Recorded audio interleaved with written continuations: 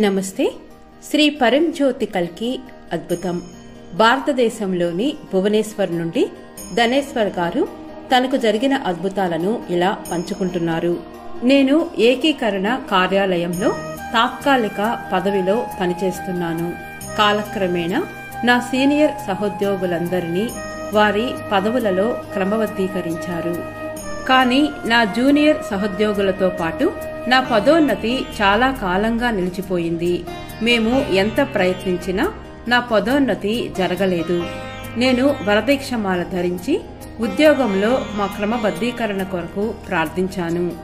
అద్భుతంగా కొన్ని రోజుల్లోనే మా పదవులలో మమ్మల్నందరినీ క్రమబద్ధీకరించారు.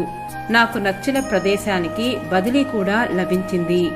ఇక్కడ మరొక సంఘటనను ప్రస్తావించాలి.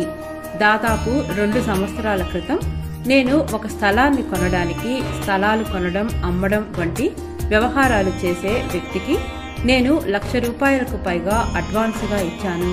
కానీ అతను నాకు స్థలము ఇవ్వలేదు, పైగా నా డబ్బు కూడా తిరిగి ఇవ్వలేదు. నేను అతనిని చాలాసార్లు సంప్రదించాల్సి వచ్చింది. చివరికి అతను నా ఫోన్కి స్పందించడానికి కూడా నిరాకరించాడు. నా దగ్గర రసీదు లేకపోవడంతో నేను పోలీసులకు ఫిర్యాదుకు కూడా చేయలేకపోయాను. వరదీక్షమాల ధరించి శ్రీ పరంజ్యోతి భగవతి భగవానును ప్రార్థించిన తర్వాత అతను నా డబ్బును వడ్డీతో సహా తిరిగి ఇచ్చేశాడు. ఈ శక్తివంతమైన వరదీక్షమాల ధరించిన తర్వాత మనకు ఎంత అనుగ్రహం లభిస్తుందో నేను గ్రహించాను. నా ప్రార్థనలన్నింటికీ సమాధానం ఇచ్చిన శ్రీ పరంజ్యోతి భగవతి భగవానికి నేను చాలా కృతజ్ఞతలు తెలియచేస్తున్నాను.